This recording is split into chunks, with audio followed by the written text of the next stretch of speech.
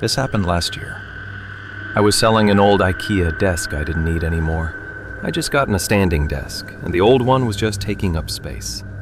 I measured it, took photos, and listed it on Facebook Marketplace and Craigslist.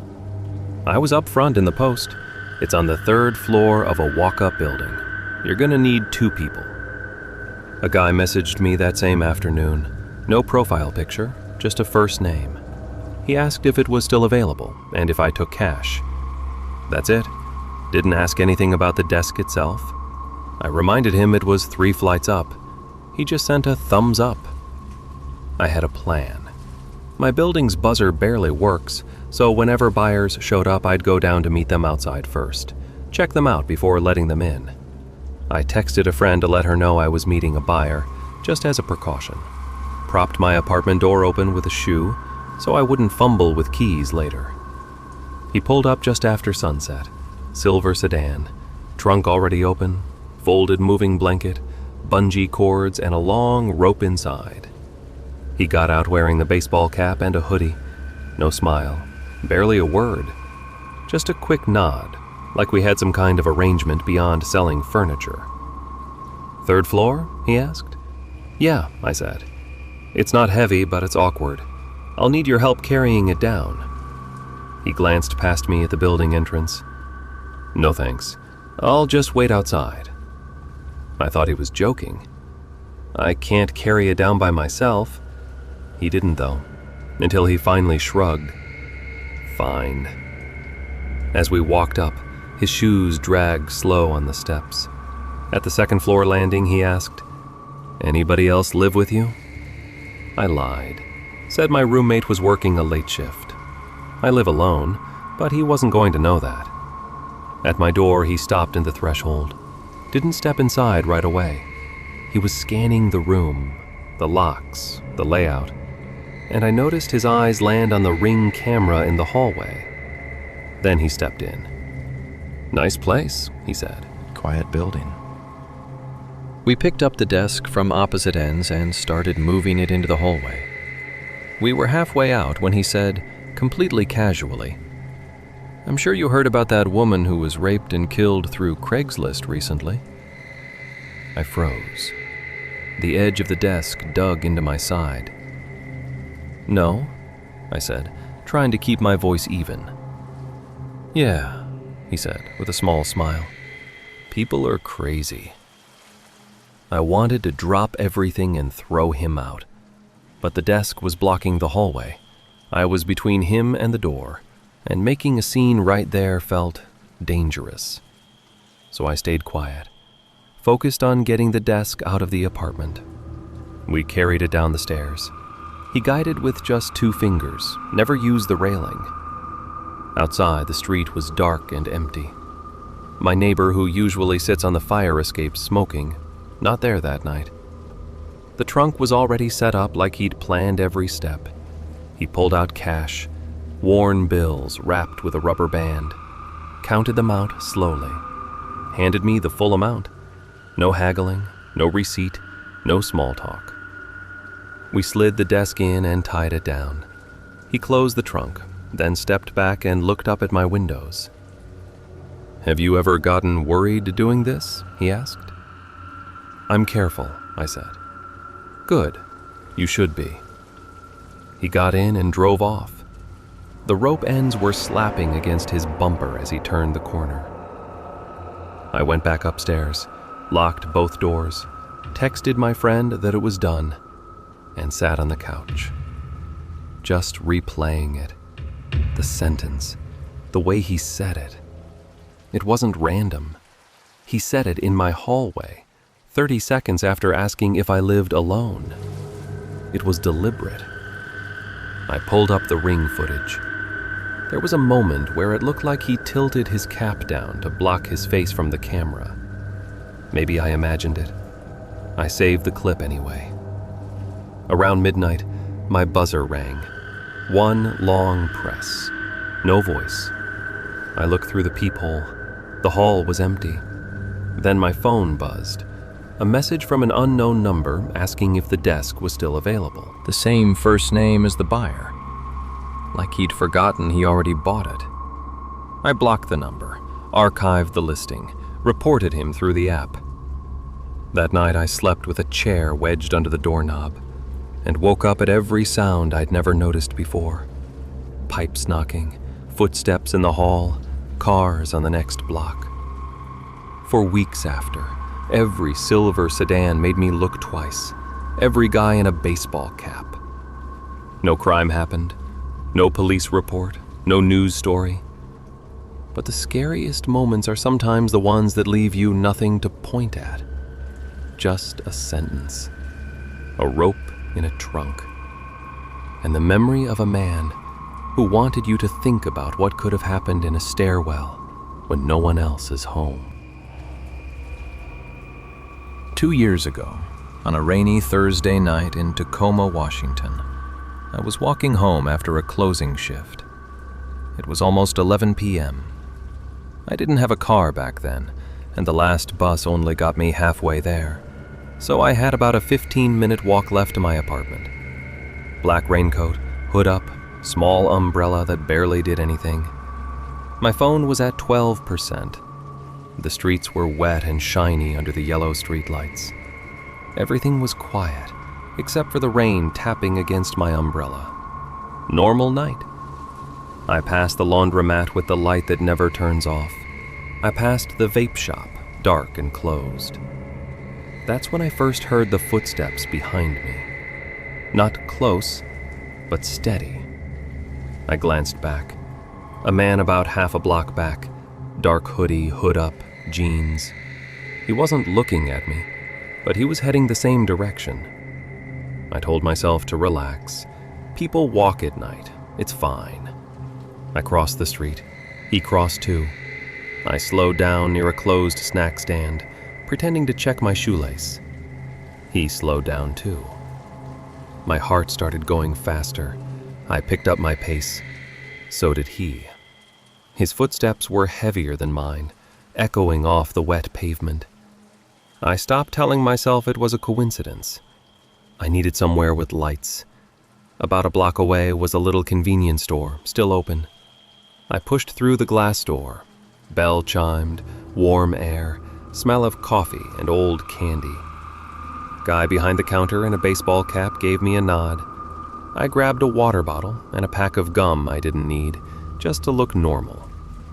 Out of the corner of my eye, through the window, I saw the man in the hoodie stop outside under the awning. He didn't come in. He just stood there, facing the door. I leaned toward the clerk and said quietly, "I think someone followed me here." He tilted sideways to look out the window, then back at me. "You can hang out in here a bit if you want." I paid for my stuff, hands shaking, and stood near the hot dog roller pretending to scroll through my phone. 7% battery now. Outside, the man didn't move. Then, a white van pulled up to the curb right behind him. Old cargo van, no side windows, dirty paint, dent above the back wheel, missing hubcap on the front passenger side. The man looked at it, opened the door, and climbed in. The van idled for a second, then pulled away. I breathed, waited 5 more minutes, thanked the clerk, and stepped back out into the rain.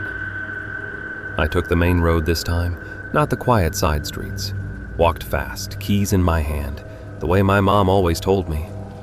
Hardly any traffic, just wet pavement and passing headlights. I reached the bakery with the faded pink sign. That's when I heard an engine behind me, rolling slow. I looked back. Same white van, creeping along at exactly my pace. I didn't hesitate. I turned hard into the nearest alley, shoes splashing through puddles. The alley smelled like wet garbage and motor oil. Dumpsters along one wall, old pallets leaning on fences. I ran as fast as I could. The van stopped at the mouth of the alley. Headlights stretched across the brick walls. I ducked behind a dumpster and tried to breathe without making a sound. The van idled. Then I heard it. The sound of a sliding door opening. Then silence. I looked up toward the far end of the alley and saw a police cruiser parked under a traffic light. I can't explain what that felt like. I just bolted, ran out from behind the dumpster straight toward the cruiser, waving my arms, yelling. The officer, a woman, stepped out fast, hand up. "What's going on?" A van followed me, white cargo van. A guy followed me on foot first, then got in it, and it followed me again. "It's right there." She opened the back door and told me to get in, radioed something, drove forward. When we reached the alley, it was empty. My umbrella was lying in a puddle, but the van was gone. She asked me to describe everything. I gave her every detail I could remember. The dent, the missing hubcap, the dirty paint, no side windows, the man with the short beard and hoodie, no plate number. I hadn't thought to look. "You did the right thing coming to me," she said. "Next time, don't wait. Call 911 right away." She drove around checking side streets, but the van was gone. She offered to drive me home.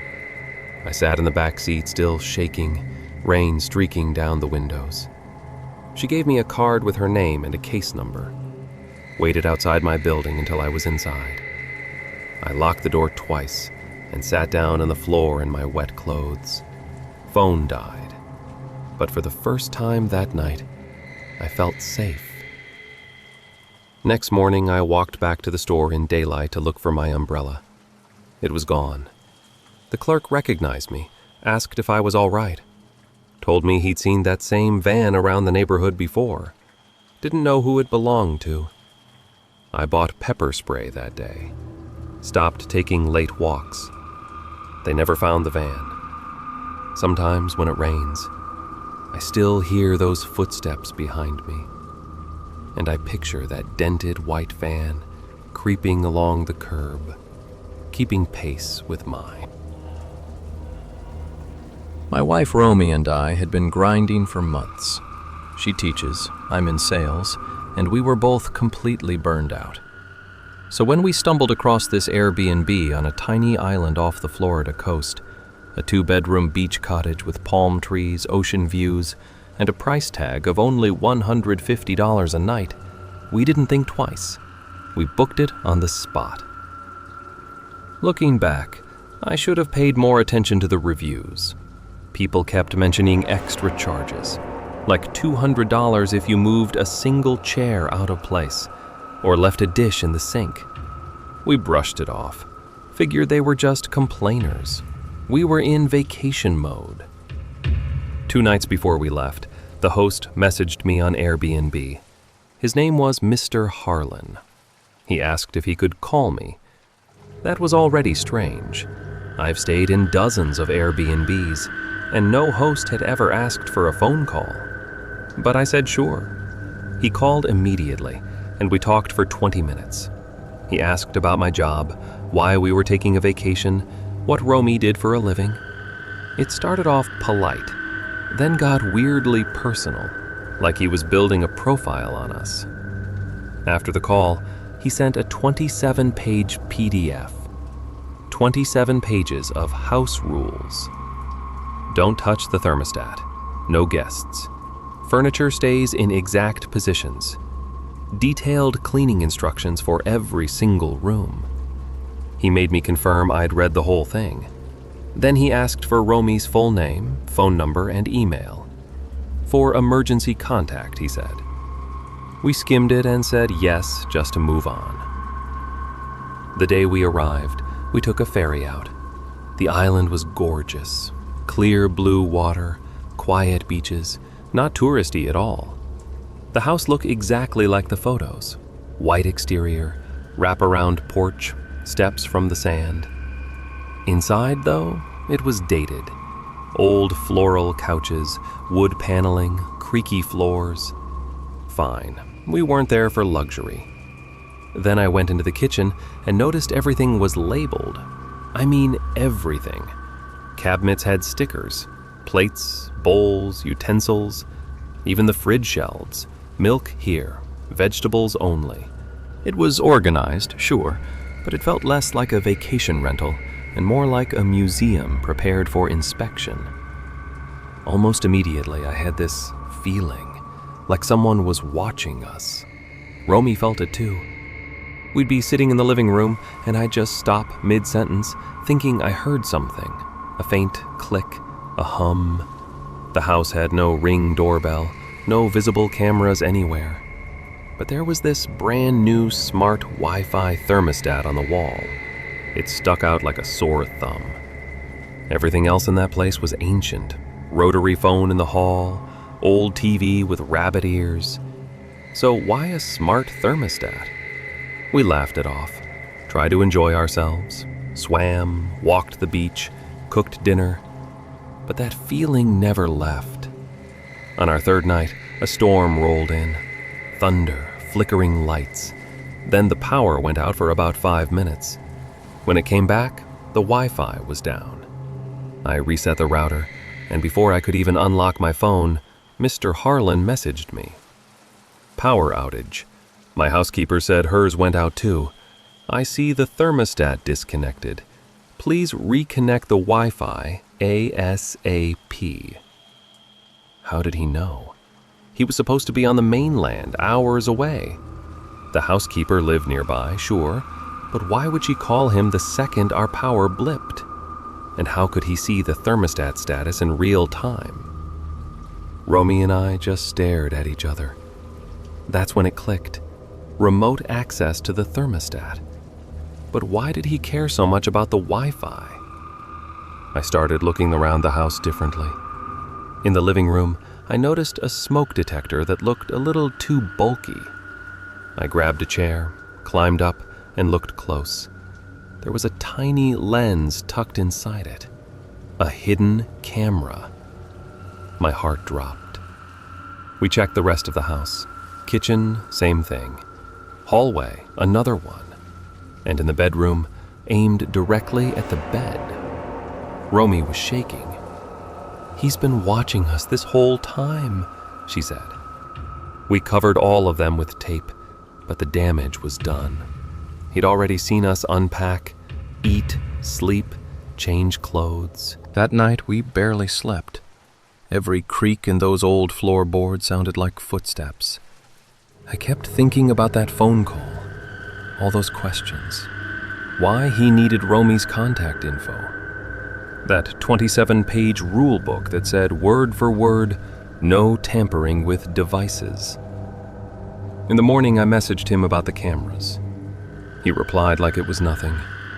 For security only, standard in rentals. But Airbnb's policy is clear. Hosts are required to disclose cameras. He never did.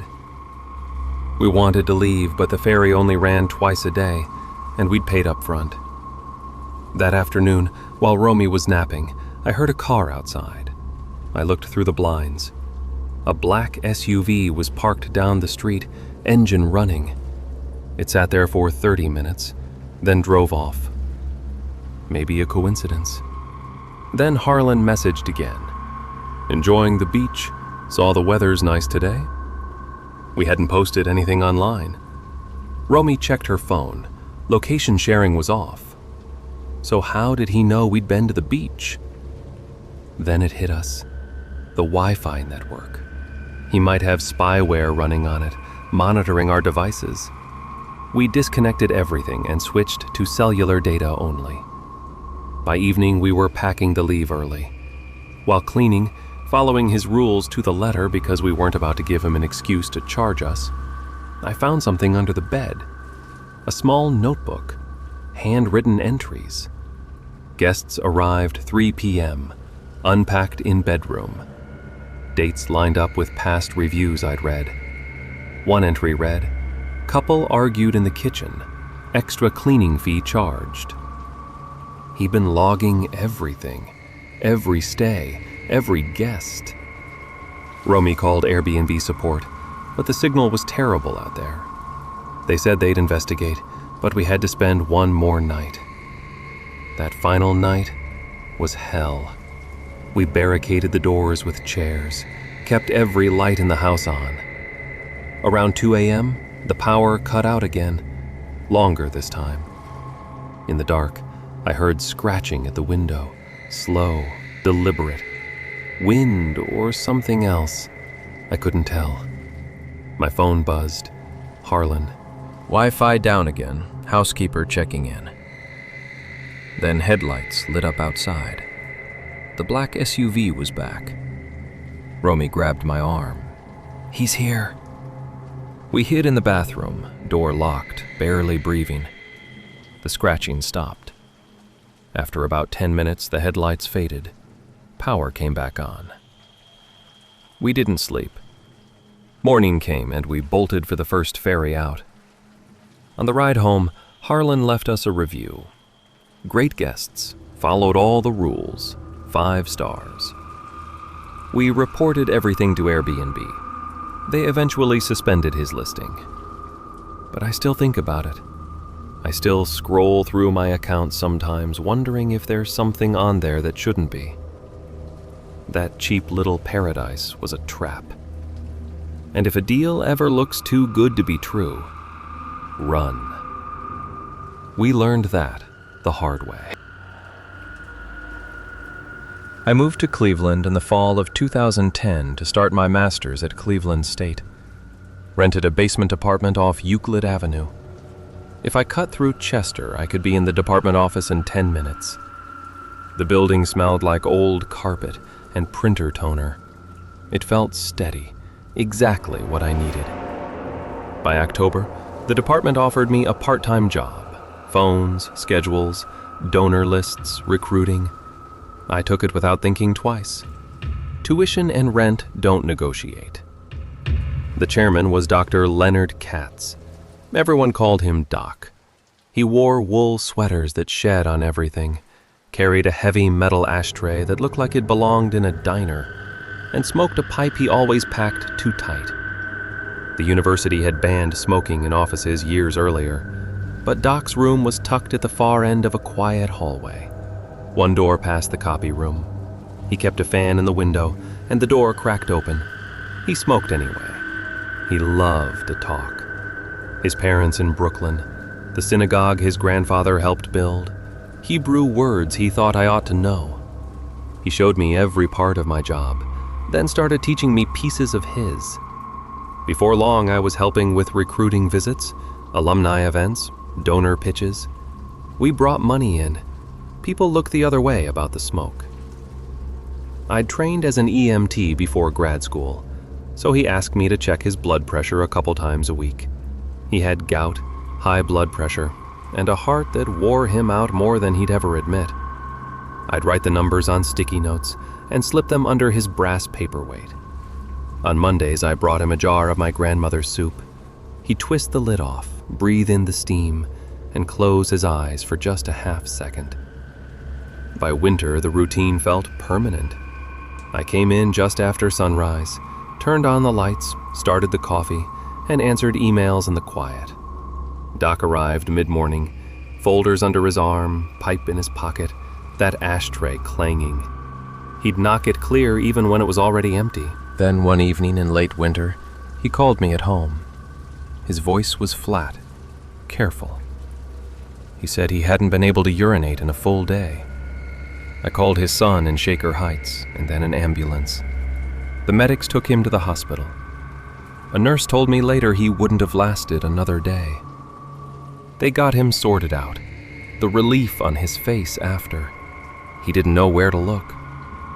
He moved to a rehab facility in Beechwood to recover. Clean place, bright windows. I drove out every few days with folders so he could stay connected to the department. He'd circle names, write notes in the margins, tell me exactly which alumni to call and what to say. He said he missed the echo of our hallway. In late February, a colleague called his room in the morning to check in. A paramedic answered. They suspected a stroke, asked us to contact the family. He passed later that day. The funeral was at a small chapel on Taylor Road in Cleveland Heights. Icy parking lot, gray sky. His son thanked me for the soup. I didn't know what to say back. The first week in the office without him felt wrong, in a way I couldn't describe. I packed up his computer and phone, labeled everything with blue tape, and left the metal ashtray sitting in the middle of his desk because nobody wanted to touch it. The smell in the hallway faded down to a faint, sweet note, then almost nothing. About a week after the service, I came in before everyone else. Still dark outside. I unlocked the office, turned on the lights, put my bag down. The phone on my desk rang. Noboe called at Thented for Nui. I perked up Anisold Melio. Static. Not dead air. The soft, even hiss of a radio between stations. And then, metal on metal. I stood up so fast, my chair rolled back and hit the filing cabinet. It was the exact sound of Doc clearing his pipe into the ashtray. I had heard that sound 1,000 times. There was no guessing. That was the sound. Then a long breath of static, like someone close to the receiver who didn't want to speak. And then the line clicked off. I looked at the caller ID. It said, internal, with the 4-digit extension that had been Doc's since the day I started. I knew that number by memory. I walked down the empty hallway to his office. Dark. I used my key and stepped inside. The ashtray was sitting in the center of his desk. 2 small flecks of ash, no more. But the phone base was gone. I had already boxed it up and put it on the shelf in the copy room. His line had been disconnected the week before. I put the key away. Told myself I'd imagined the extension, imagined the sound. Sat at my desk and waited for the building to fill up with normal noise. Late that morning, Officer James O'Malley from Campus Police stopped in my doorway. His face looked off. He asked if everything was all right on our floor. I said yes out of habit. He shook his head, said just after sunrise, during his rounds, he had seen Doc walk past the copy room and into his office. Same sweater, same careful pace. The door pulled shut. The light never came on. O'Malley stood in the hallway, unsure whether to knock. He didn't. When he came back a few minutes later, the hallway was empty. He wrote the time on his clipboard and kept moving because he didn't know what else to do. I didn't tell him about the phone call. He left and the doorway looked too bright for a second. That afternoon, the tobacco smell came back. Not strong, not everywhere, just the square of carpet right outside Doc's office. That cheap, sweet note that used to settle on your tongue when you walked past his door. I stood there longer than I should have, breathing it in, looking at a closed door with a nameplate that would change soon. I finished my degree the following year and took a job across town. Went back to campus sometimes. The hallway on the 4th floor looked a little more worn each visit. New person in Doc's office. The ashtray eventually disappeared into storage. In fall of 2018, I came back to give a talk. Arrived early and walked through the building by habit. The 4th floor was cool, a little dim. I stepped into the copy room to print my handout, and on the top shelf, there was a cardboard box, flaps folded over, blue tape, black marker. His name in small, neat letters. I lifted a flap. The old handset was inside, coiled cord tucked tight. A yellow disconnect tag taped to it with the month and year. I set the flap back down, stood there with my hand on the box. From the hallway, a single clean strike, metal on metal, coming from the direction of his office. Not loud, not dramatic, just ordinary and out of place in a building where nobody had smoked in years. I walked out and looked both ways. The corridor was empty. I took a breath and caught the faintest trace of sweet, stale tobacco that didn't belong to anyone still working there. Before I left, I stopped by the telecom office and asked, casually, about old internal calls, like I needed a practical reason to make myself feel normal. The tech told me Doc's line had been physically disconnected in early March. No forwarding. Patch moat internal rins through after patent. Moal. I thanked him and took the elevator down. Now when I visit that building and pass that corner, I don't linger. Sometimes the hallway is just a hallway. Sometimes it isn't. I'm a police sergeant with the NYPD, stationed in the Bronx. It wasn't my original plan. I went to college wanting to act, did auditions for TV and film, couldn't catch a break. Law enforcement became the backup. And honestly, most of the time it's manageable. Crisis calls, welfare checks, the usual. I'd handled plenty of those without anything going seriously wrong. But there was one night that changed everything. October 2016. Around 6 p.m., we got a 911 call about a woman acting erratically in her apartment building on Pugsley Avenue in Castle Hill. Neighbors had called about her before. I was one of the officers dispatched. When I arrived, an EMT was already inside her apartment, talking to her in the living room. She'd put down a pair of scissors and seemed to be settling. She wasn't armed at that moment. The EMT was explaining why we were there, doing exactly what you're supposed to do. Calm, steady, de-escalating. I didn't stop to assess, didn't check in with the EMT on the full situation. I made a quick judgment and moved in closer, thinking I could handle it myself. The woman, she looked to be in her 60s, retreated into the bedroom when she saw us approach.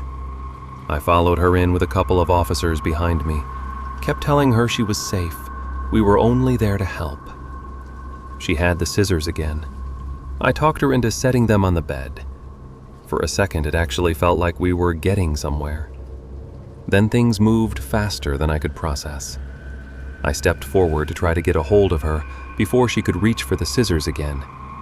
She was quicker than I expected.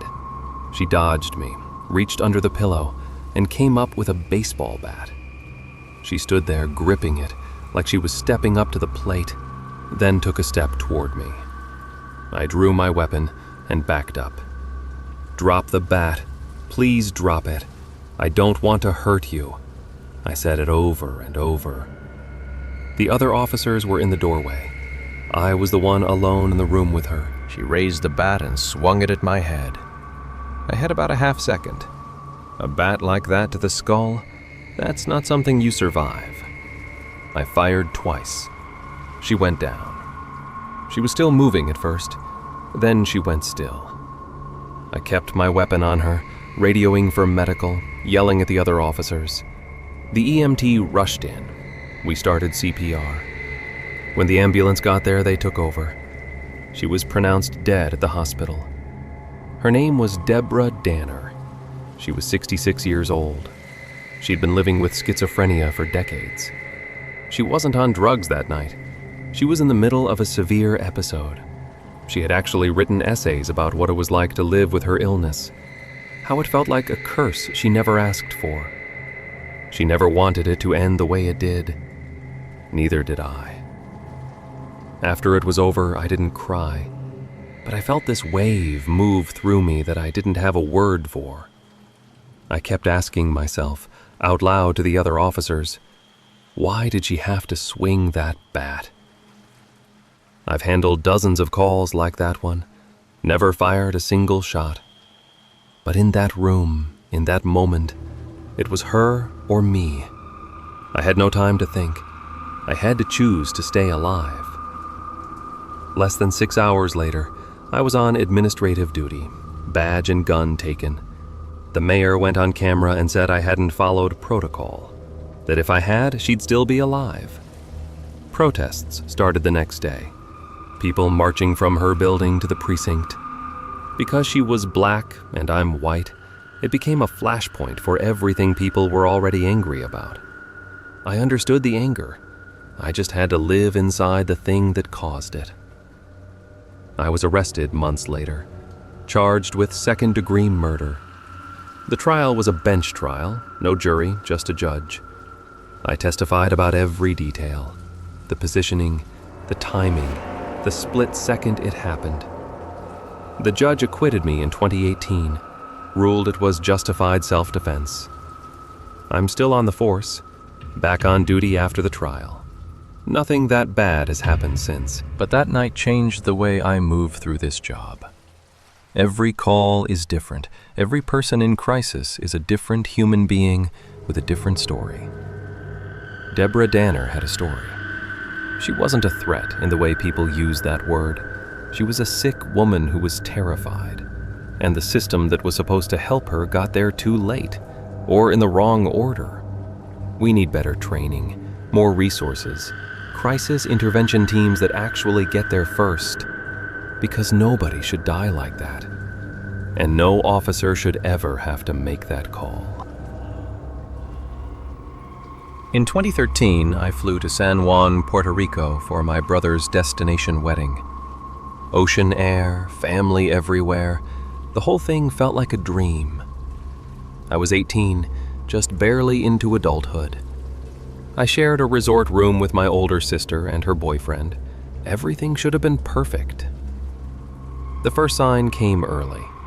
Around 8 p.m., while we were just hanging out in the room, my sister reading, her boyfriend on his phone, nothing loud, no TV, barely even talking, the room phone rang. I picked it up. The voice on the other end was male, gravelly, cold. "This is the front desk. You need to shut up. You're being too loud." We weren't. We genuinely weren't making any noise. I hesitated, thinking maybe it was my dad playing one of his pranks. "Is this serious?" I asked. "Dead serious," the man said. Then he hung up.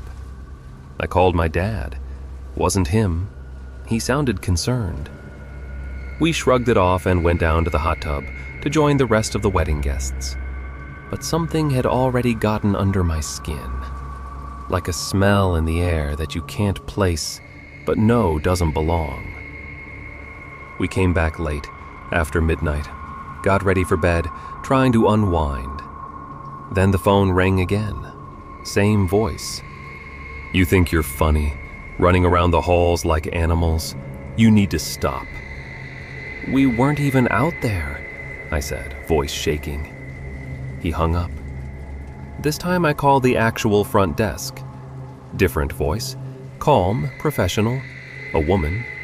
She told me no one from the hotel had called our room that night. She sounded alarmed, said she'd send someone up. About 15 minutes later, a staff member in a crisp suit knocked on our door. He looked exhausted. "We believe the calls are coming from a guest down the hall," he said, voice low. "He's known to us. He's caused trouble before. We're asking him to leave tomorrow morning. I'm very sorry. Please don't engage with him if he contacts you again."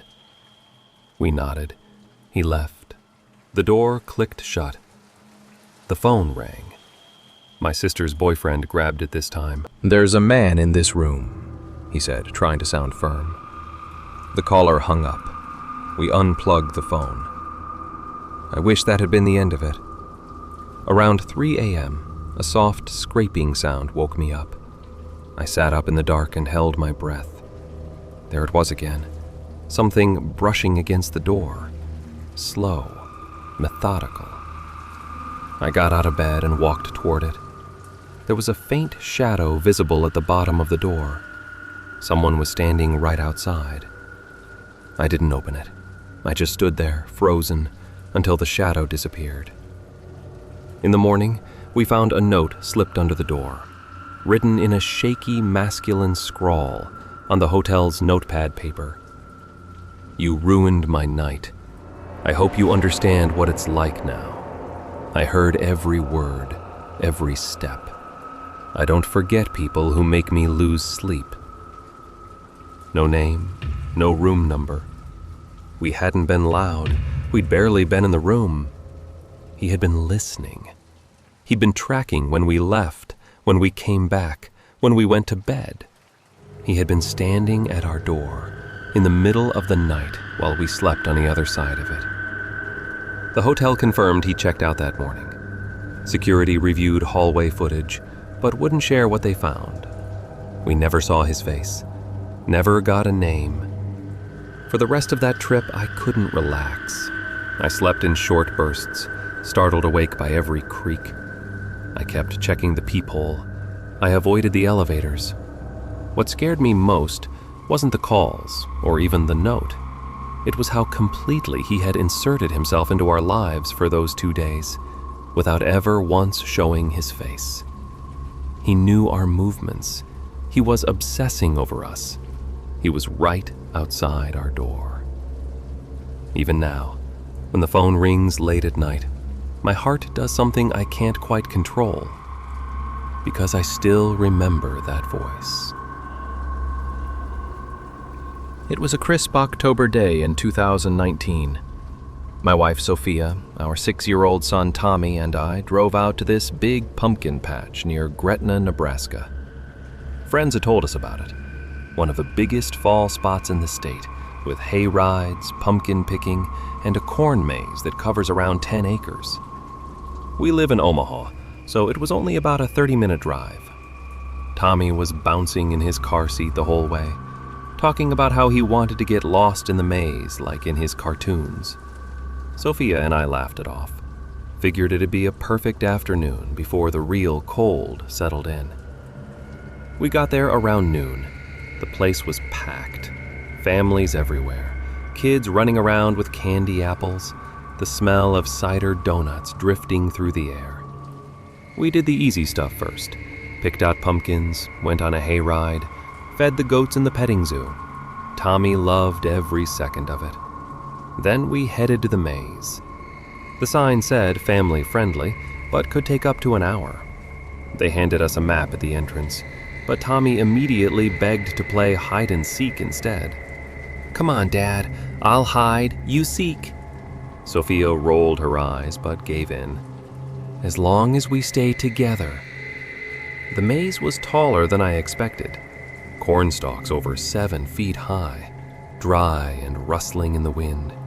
Paths splitting every few feet, dead ends, loops going nowhere. Tommy darted ahead, giggling, ducking behind walls of corn. I found him easily the first couple times, but then he started going farther, shouting, "Can't catch me," and disappearing around corners. Sophia and I split up a little to cover more ground, both calling his name. 10 minutes later, nothing. "Tommy, this isn't funny anymore," I yelled. Sophia's voice had already shifted, tighter, scared.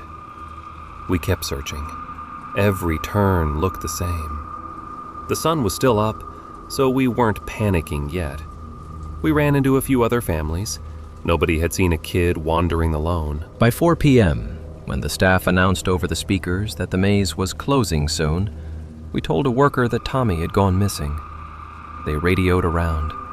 One guy shrugged and said, "Kids hide all the time. He'll turn up." He didn't turn up.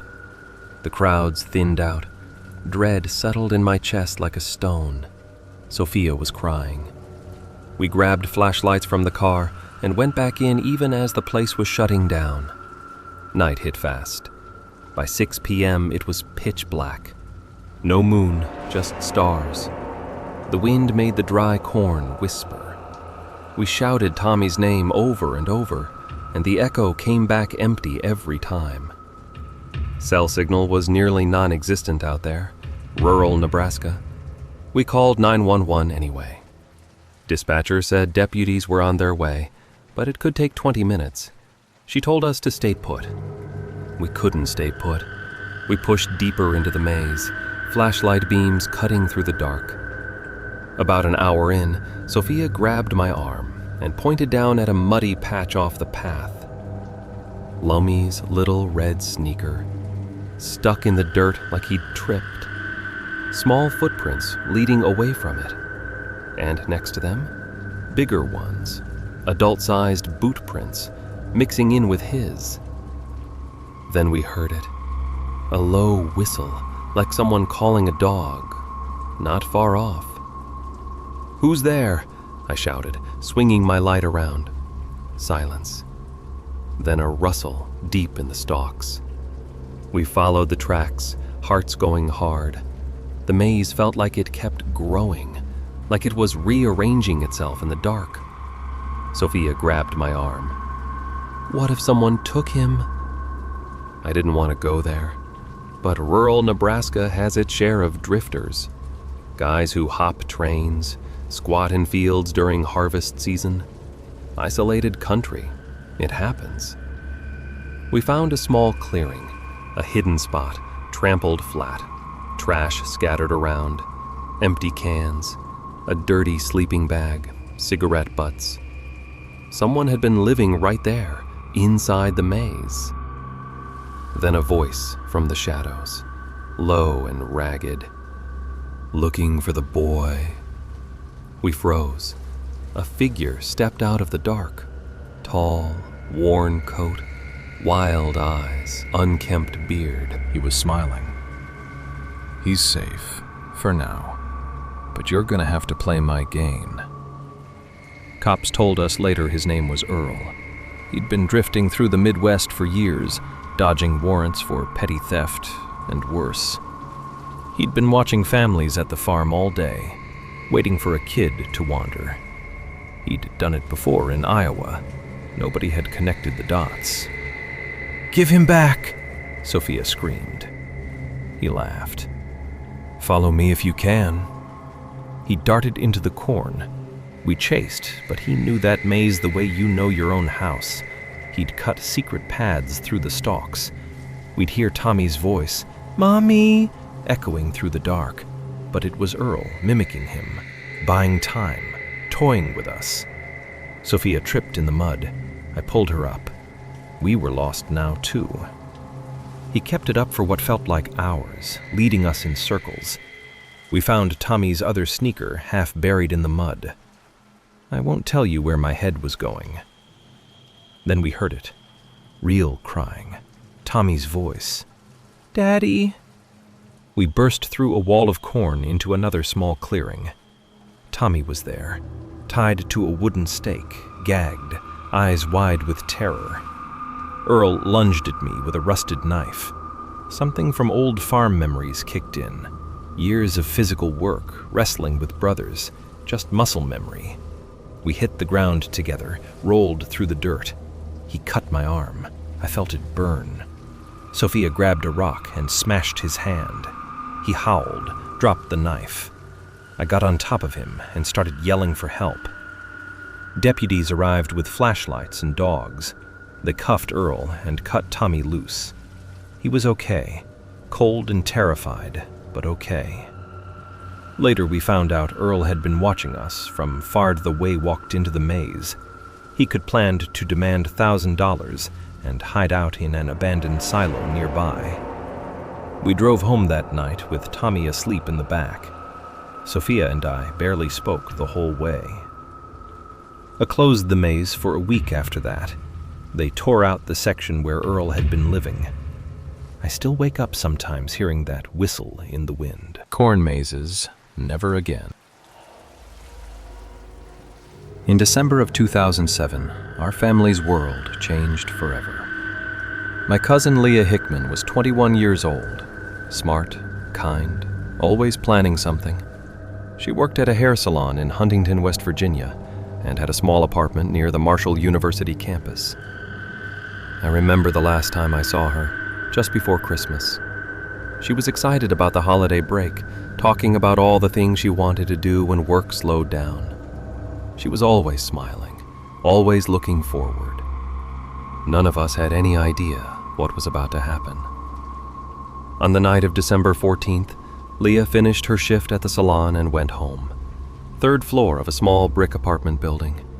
From the outside, it looked like every other place near campus. Nothing special.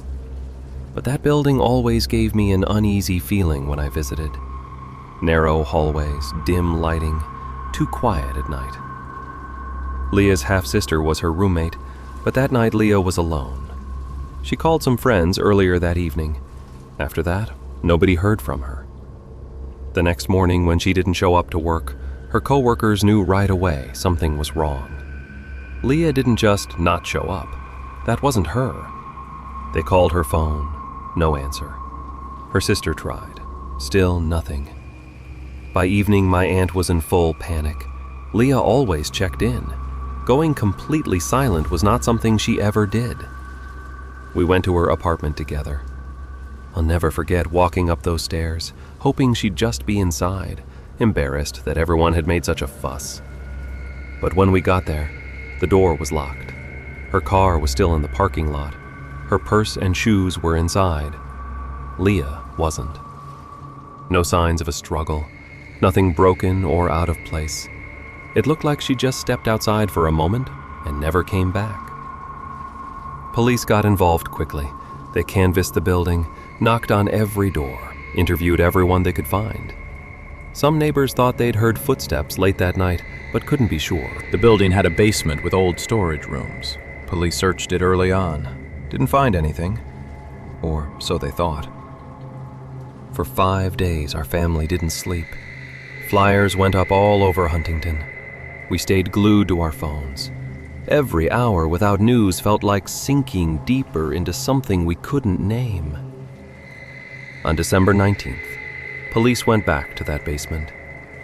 That's where they found her, in a crawl space under the stairs. She had been there the entire time. While we were walking the floors above her, searching, hoping, she was right there beneath us. The investigation became big news across West Virginia. Everyone wanted answers. Police questioned her co-workers, friends, neighbors. Rumors spread everywhere. Leads went cold. No one was ever arrested. To this day, Leah's murder is unsolved. What breaks me most is how ordinary that night was before it all happened. Leah went to work, came home, probably thought about Christmas, maybe made tea or watched TV, or started getting ready for bed.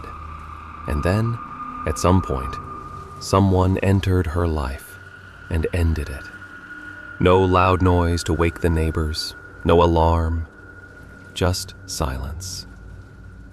I still drive past that building sometimes when I'm in Huntington. It looks so normal. Students and young people come and go, probably with no idea what happened there. And I wonder if they know her name. We've kept her memory alive in our family. But there's a specific kind of pain that comes from not having answers. From knowing that whoever did this is still out there somewhere. Someone bold enough to take a 21-year-old woman from her apartment, hide her body just feet away, and walk back out into the world like nothing happened. Every time I think about it, I get that cold feeling in my stomach. Leah had her whole life ahead of her, and on one ordinary December night, she was gone.